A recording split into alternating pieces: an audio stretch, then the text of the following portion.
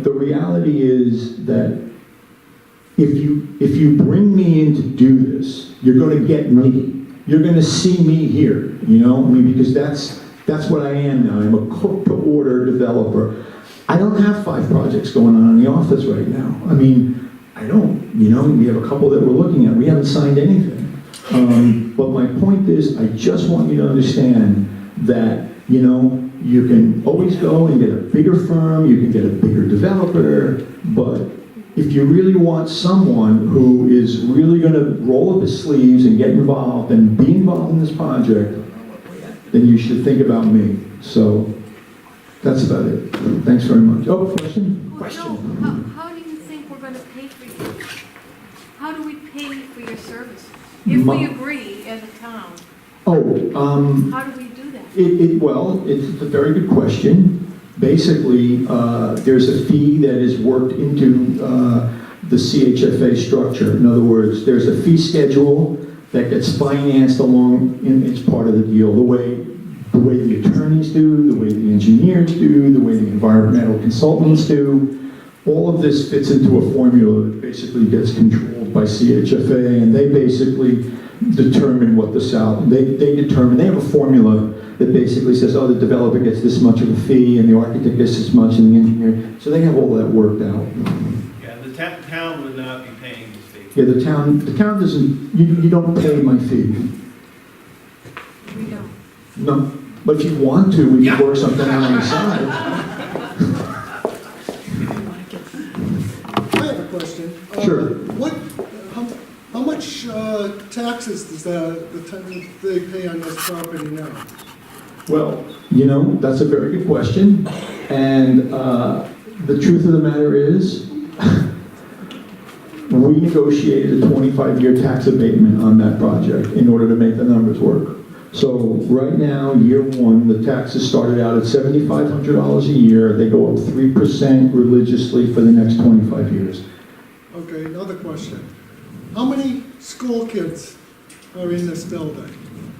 This building? School-age kids. If there's 2-bedroom apartments, 1-bedroom apartments, there's probably nobody. But I mean, as far as the 2-bedroom apartments, how many, does the school bus stop at this building? I should ask that. You know what? That's a great question. You know what? I speak in front of planning and zoning boards in a tri-state area, and everyone asks me that question.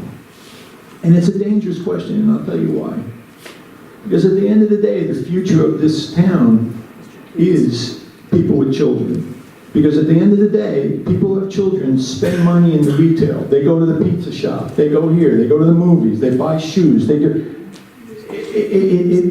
I think school kids get a bad reputation. We have 8 2-bedrooms here. There are a couple of babies, but we don't have any, you know, that's just the way it's worked out. This building was not designed for that. You know, this building was really designed as sort of transitional. You know, you come, you live there a few years, you save some money, and then you move on. I mean, that's really what it comes down to. Okay, another question I have. At the Witt School, how many units do you think you could put in there? And how many of those will be 1-bedroom apartments? Well, we haven't figured, I just actually started playing with a mix.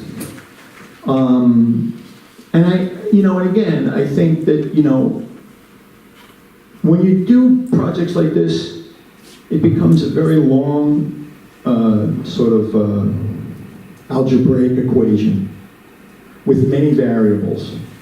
So it's always hard to predict where you're going to wind up with.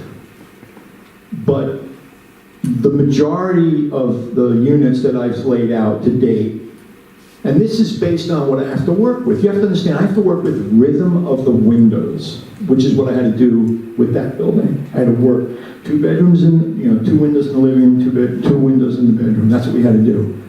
And that's how we arrived at our unit count there. We had about 37, 38 units in the Witt.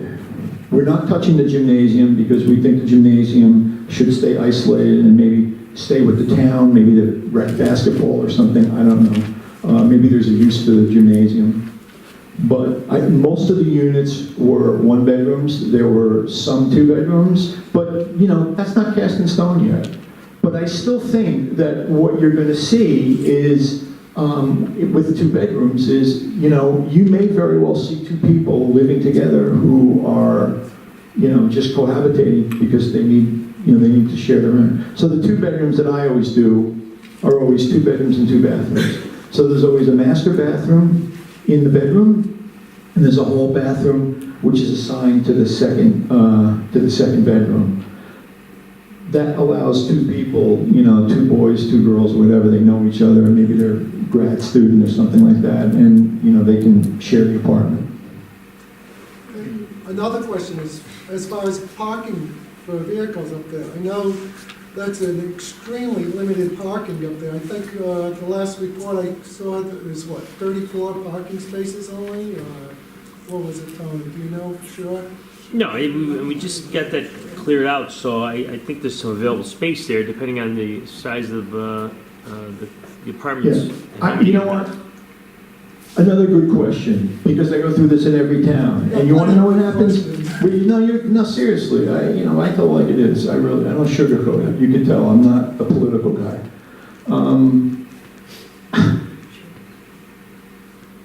I take account at Loom City. I have had my super there go crazy because I take account at Friday night at 8 o'clock, at Monday morning at 10 o'clock, at Sunday at 3 o'clock, at Wednesday at 2 in the afternoon, and I had them go out there and count cars for me. And I will tell you that the number of spots that the town approved, I have yet to see that lot reach 70% capacity. So the problem is we tend to overpark. We tend to over asphalt. We just do. We do. I mean, you drive by all these shopping centers. Okay, so maybe 2 weeks in December at Christmas they're filled, but the reality is most time they're empty. So I'm familiar with the site, and I know that if we have to do something, there's some ideas that we've kicked around for resolving the parking. So I'm not worried about the parking. We'll get the parking to work. Okay, I think you did a great job there, by the way. I can't believe how great the building was. Thank you. The only thing is, you just mentioned about the town keeping the gymnasium. Now, there again, if you use 70% of the area for parking tenants, now, where would the town park if they do have a youth basketball game there or something like that? And you have no use for it as a community center or anything like that? It's our first date. Do I have to commit? Exactly. Really? Listen, here's the thing. It's just my first pass. Just to try and get I promised Tony I come with some answers, and I can tell you that I can fit about 37 to 39 units, give or take, depending. 39 if I make more studios, 35 if I make more two-bed, something like that. That's kind of where you're going to wind up. Believe me, I drilled Tony already too on some of this because somebody asked about, filling in the duck pond to make additional parking and... Oh, no, why would you do that? No, nobody's going to do that. So, Don, No. you're a little bit before the cart before the horse. I understand where you're coming from, though. Those are a little bit further down. The initial ideas regarding where's he going to get the financing, what's the development concept, those are along the lines that we would be discussing. Right. And then we get further, because remember, everything has to go to town meeting regardless, so everybody's very clear, but this is at least a concept that Joe has in his mind about what we could potentially get done with this building. Right. I think, I'm going to take your second. I think those, seriously, I think they're all good questions, but I'm going to tell you, we're going to resolve it. It just reminds me of, I go to a planning and zoning meeting and make a 3-hour presentation on a project, and someone raises their hands and say, why did you decide to go with white windows instead of blue? And I just sit there and I'm like, really? After all I just said, that's what jumped out at you as being a question? Let's we start off in my business, because I'm a creative. That's what I am. I like to call it, we throw it on the wall and we see what sticks, and right now in my initial concept, that's what it is. I don't think you're ever going to have a parking problem.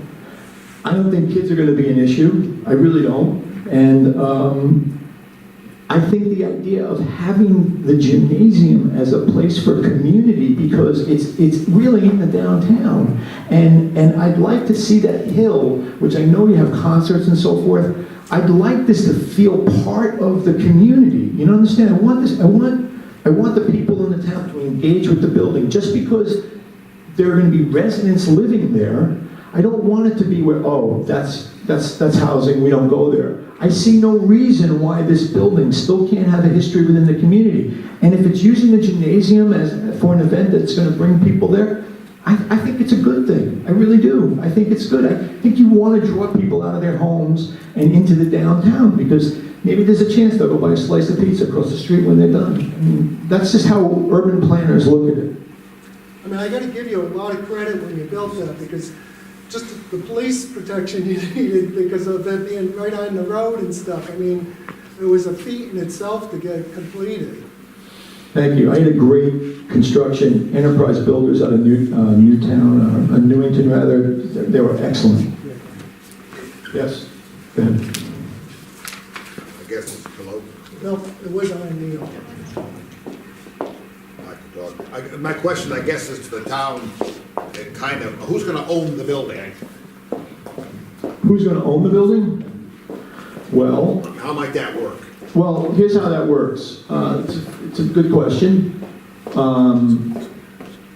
Initially, the tax investment syndicators, the investors, they own basically 99.9% of the building until the tax credits burn off.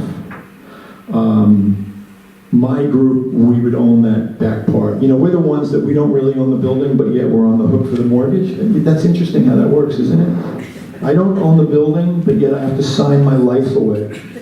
I mean, who would do this, right? I mean, who would do this? But that's just the way it works. So the buildings are initially owned by the investors. You know, in my case with this, it's Boston Financial. They syndicated our tax credits on the federal side and our LIHTC, our low-income housing tax credits. So they're the ones. Who will maintain the property as far as that goes? We would maintain it. I maintain Loom City Lofts. We have I'm not a property manager. I've done that work before with a previous development that I owned down in Fairfield County. I changed light bulbs and plunged toilets, but it was a very small project. This, your building, which would probably have, right now I use them engineers, which is a group. They're property managers. They specialize in dealing with rent restricted, because these projects become very severely audited by the government to make sure, you're not renting an apartment to your brother-in-law who really makes, $4 million a year. So there's an audit process that you have to go through. And then when you bring a tenant in, they're heavily, heavily screened, both for security, but also for income. There's something about this that's very interesting that I think makes this program very successful. Affordable housing used to get a bad reputation many years ago, and I'm going to talk to you about this now because I think many people are always under this misconception about affordable housing. There was a time when, back in the 70s and 80s, when, you got into a, quote, affordable project that, there was, truthfully so, there was a clause that says if you make more than X amount of money, you have to leave. Therefore, people were deliberately not trying to pursue a better avenue, and basically because they didn't want to lose their apartment. That was decades ago. Now the way the program works is they have what they call I think it's 150% rule, which means that if you get in year one and your salary goes up 150% the following year, you still stay in the apartment. They're trying to incentivize people to get ahead, and they're not trying to punish you for getting raises. So with that in mind, every year the leases come up, we have to audit that, and we have to take good care of that. And that's why you need a property manager who's familiar with this, because you know what happens if they audit you and they find out that you are not, they call it compliant, you lose your tax credits. And now Boston Financial's gonna come back to me and say, hey, Joe, you know that $4 million we gave you? We just lost it through compliance, and you have to give me that money. You're on the hook for that money. That's one of the reasons why we're on the hook personally for that. So we take this very, very seriously, because the last thing we want is what they call a recapture, which is when all of a sudden a mistake is made and we lose our tax credits. I got another one. Yeah, go ahead. On those tax credits, you said the investor takes it until the tax credits are done. Yes. How long is that period? It's- And then who gets it after that?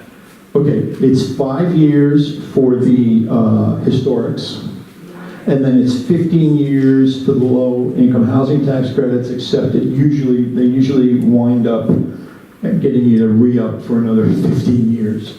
The investor leaves after 15 years, but Yeah.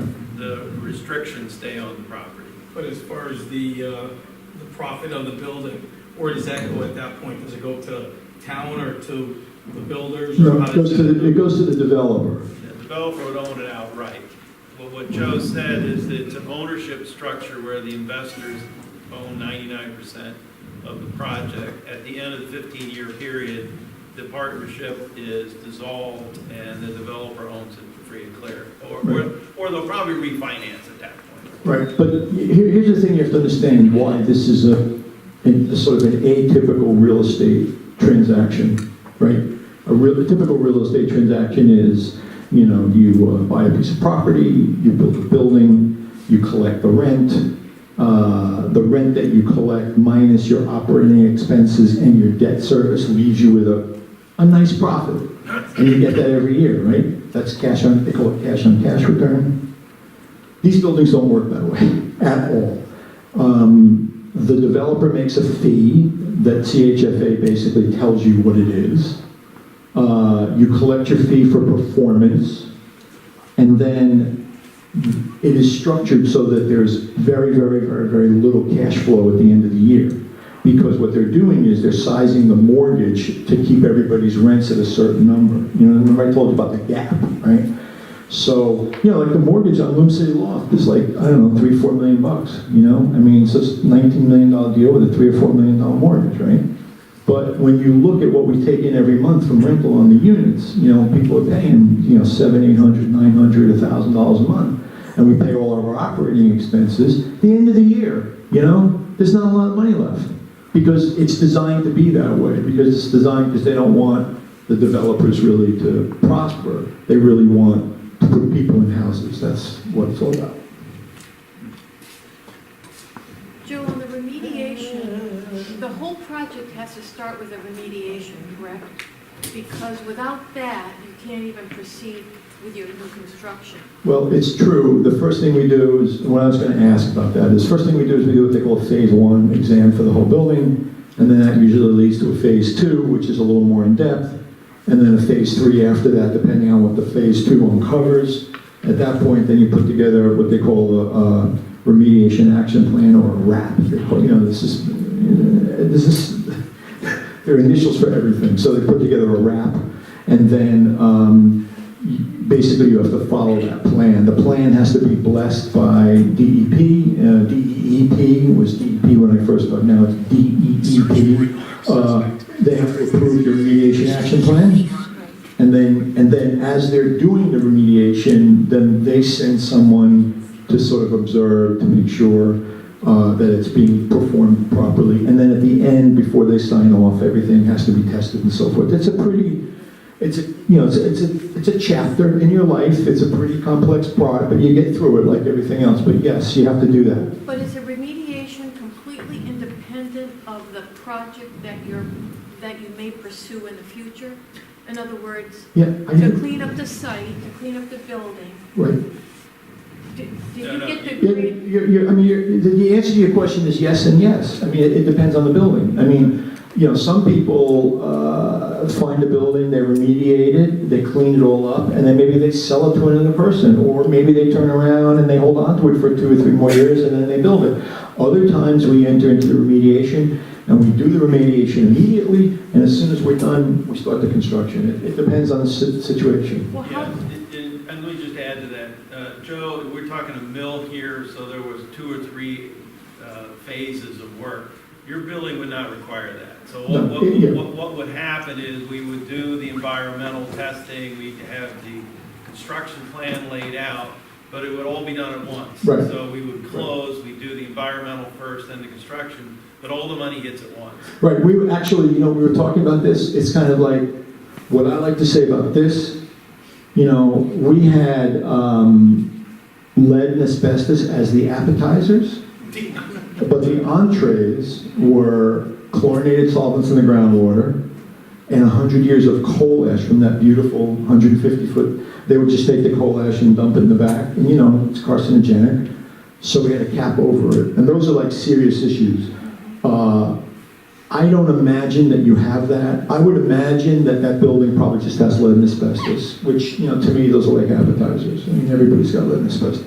But the grant that you received, the $1.2 million grant Yes. that Guglielmo helped you obtain, Yes, that was obtained independent of your future project? that's correct. It was. That's correct, So- because my deal with the town was, see, as a developer, I can't finance demolition usually, because you're asking a lender to loan you money on something that when the project is done, there's nothing there, right? Think about that for a second, right? So demolition either has to come out of your pocket, or in that particular case, we needed help for it. Now, this was done at a different time, you have to understand that, because now, the Connecticut brownfields, they are actually probably the most vibrant, helpful agency in the state right now. In other words, if you talk to any developer, any property owner, and you say, what's the story? They say, well, we got Connecticut brownfield. And they know that that's like a layup shot, because they're gonna be there for you, because they're well-funded, they're used to this, they're not afraid anymore. Originally, like when I was involved in 2002, bankers, they heard environmental, they ran the other way. Now, it's different. It was a long time ago. Now, everybody knows that pretty much any project that you're working on, there's always some remediation. So it's not to be feared as what it used to be. Was 1.2 enough to remediate that building? Well, not only did we remediate it, but we tore down, we did demolition. We tore down that 1927 building, we tore down the boiler house, and we remediated the site. We actually have what they call, more letters, I know you're gonna love this, a ULURP, Environmental Land Use Restriction, right? ULURP, that's another thing. So where that coal ash is in the back parking lot, we have a cap over it, and we can't dig over it's under the asphalt parking lot. But if we have to do any repair work or anything like that, which, Lord help me, we never have to do, but you have to go back to them and, get a permit to cut into that, because there's coal ash underneath there. It would have cost $5 million to take the coal ash off the site. It was 8 feet deep in certain areas. How much are you giving the town to buy this building or to do what you're doing? How much do you want? What? We'll make it good now. I don't. We're not there yet. We're not there yet. I mean, I suppose you're going to try on other shoes, because let's face it, nobody buys the first pair of shoes they try on, right? So I'm sure you're going to talk to other people, and it'll be what it'll be. I mean, we'll figure out. If you decide that, if the town decides that they want me, then that'll come out down the road. I don't know. I'm excited at your ideas, and I have seen the inside of this building. Thank you. But what I'm concerned with is, I thought the Witt School was built on privately endowed park. No, the property is, but the building and the parking lot to its rear is available for the town to either sell or lease. That was clearly investigated by a lawyer. We had made sure it was clear that the town had the ability to be able to do that should they be interested in it. So that had been done many years ago, and then when I came into office, I had it double checked, because the concern of everybody again was, hey, I heard that the Witt School and the property, Hyde Park, you can't do a thing with. We verified clearly with a law firm that we can, in fact, should the town be interested in doing something with the property. But just the building and just the parking lot. The rest of it belongs to the town, will continue to be Hyde Park and all its accoutrements, so we're not concerned with that portion. Wonderful. All right. Thank you. Yep. Good luck. Thank you. Anybody else? Any other questions? Now, the historic, creating an historic site for that area, does that affect Highland Terrace as far as, does any changes have to be made? Or is that just creating a historic area and that's it? Yeah, it's just creating an historic area. Okay. There's no requirements, nothing's changing to any of the homeowners or any of the properties Right. around. Okay, It's an honorary designation. okay, It's recorded in the National Department of Interior. Right. The National Park Service. okay. And it's, people, so yes, but there is no restrictions that come Okay. with it. All right, thank you. Brad, are there any benefits that come with it for the homeowners? Are there any things that they have access to as part of the historic area? Well, if we put the whole area on the National Register, there is a home ownership tax credit that homeowners can use. That's administered by the State Historic Preservation Office. They also do have some grants. There are unfortunately not a huge amount of programs for homeowners, but that is one program that you could possibly use. Are you restricted into having, keeping that style, you can't do vinyl siding or anything like that, or did they do away with that, or how? All right, so let me be clear, there's a National Register District is what we're talking about. There's also what's called a local historic district. The local historic district, which I don't think you have in here, local historic, you have one, that's right. The local historic district, they do, you have to come to them for changes, and there's actually by ordinance, there's a group, what, I'm sorry, we have commission? a district on the National Register, but we do not have a Right. commission. So the local historic district is basically set up by ordinance, and it's a group, they're usually selected by the mayor. That is not what we're proposing here. What happens is in that situation, yes, the property owners have to come to the committee. They have to show how they're changing the exterior of the porch and, those kinds of things. But in this case, that is not what we're doing. It's simply an honorary distinction only that we're seeking. And the benefit for the developer is the historic tax credit for the building. It's a way, gap money. Which, by the way, is no little thing. I mean, $6.5 million. No, I'm not talking about that. I'm talking about the hoops that I have to jump through with the historic is no little thing. I mean, everything from the paint color on the windows, any repointing work to the building, anything on the outside and even anything on the inside, including the fact that we have to keep the width of those corridors, those wide corridors. I mean, we have to keep the width of those in order to qualify for historic. So, it's not just, hi, this building's listed and we're gonna write you a check or whatever. I mean, there's certain, I have to follow certain design guidelines that meet the Secretary of the Interior's rules and regulations. But the homeowners don't. Right. The homeowners don't. You got a preliminary budget? I'm sorry? You have a preliminary budget on fixing, the cost of fixing it? I have no idea yet. I really don't, I'm not there yet. I'm just, I came up with the numbers, I looked at the floor plan, I looked at because you have to look at the floor plan and look at the window relationships and figure out how many units you can fit in with the windows. Can't touch the public hallways, and, and then go from there. So that's how I arrived at that number. Anybody else? I questioned you all out, that's it. Come on, I'm ready, bring them on. I have a question. So you would just own the older part of the building, not the auditorium, the gymnasium? No, I think what happens is, in a situation like that, the developer takes over the building, and then there's like a mini lease back, that kind of thing. I don't really want the gymnasium, and I also think that we may have to keep the gymnasium as part of historic, because I don't think they're gonna allow me to, this is why it makes sense to give it back to the town, because historic is not gonna let me turn that into a, 4 apartments or whatever. They're gonna wanna see it as a gymnasium. But if that were the case, would you also be remediating that part of the building or only the No, I would make it a turnkey. I would do the whole thing and hand it back as a turnkey situation. Say, here you go, it's all nice and clean. Including, there's a portion there, and I'm trying to, I think of my bearings on the directions. I guess toward the pond side, would that be like is that the east side? That strikes me as the east. The pond side? Yeah, okay, it's east. I never get lost in the woods.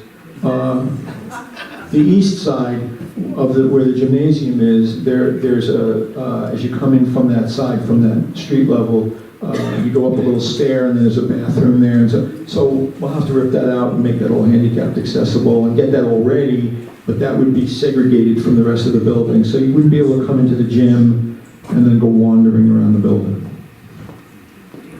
You had mentioned in that earlier project that you had retail or office space. Is that a consideration for the Witt School, or is it all just housing units? Well, I just want you to know that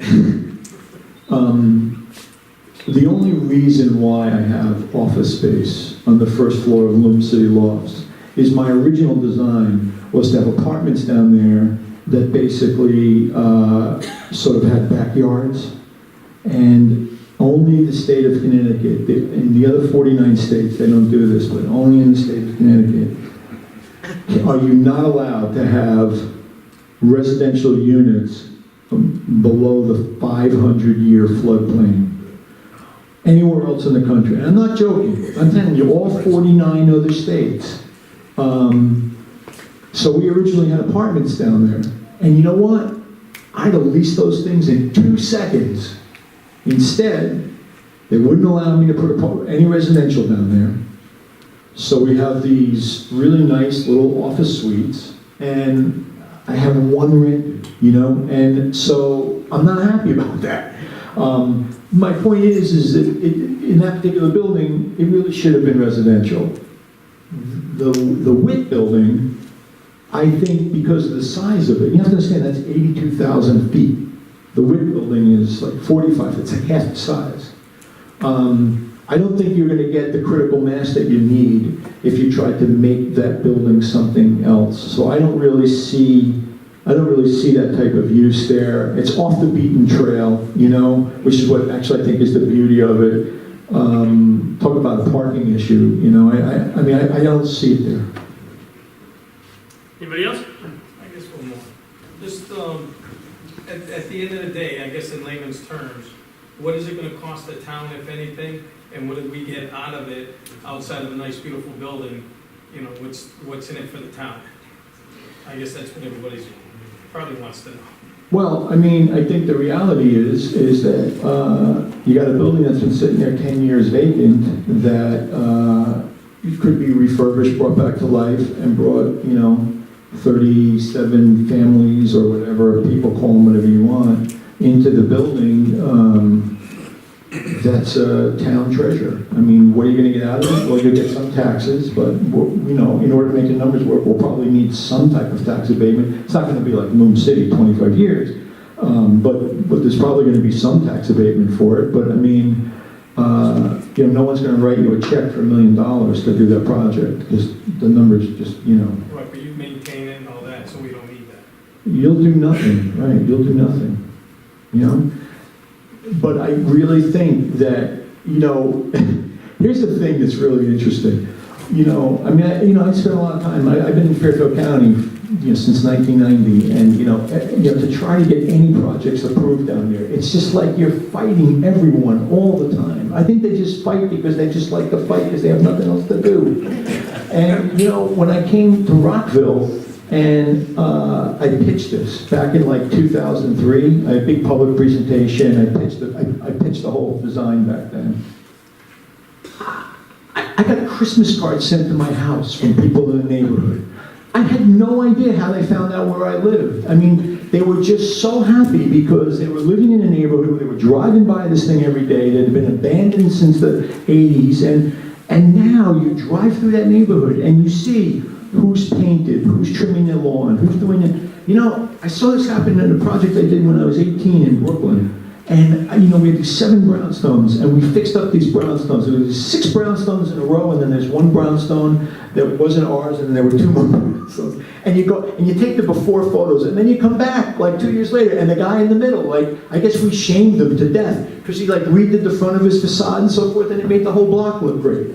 So I don't think you can really underestimate what having your building redone will do to all those houses in that neighborhood, between the pride and the sort of the, I'm gonna do this now, I'm gonna clean this, I'm gonna paint. I mean, it's really a big deal. I mean, it's not something that we're making up.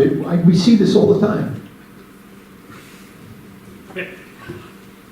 One of the questions, and I know you're right in the beginning stages of planning it, and I can't remember, is that on sewer and water up in there? Yes, it's connected. So that's one of the reasons I'm sure that you're interested in that area. I've heard before about the flow or what's going on with it. Can the town? Support the capacity. Yep. That's what you're looking for.